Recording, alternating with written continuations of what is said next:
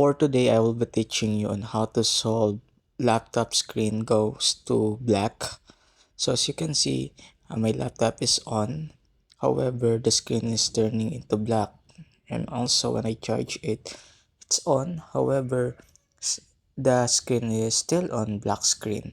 So here's what you're going to do.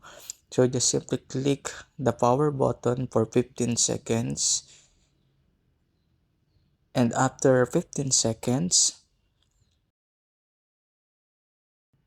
the laptop will automatically shut down, and then after that wait for about 5 seconds, then click again the power button, and then automatically it will open.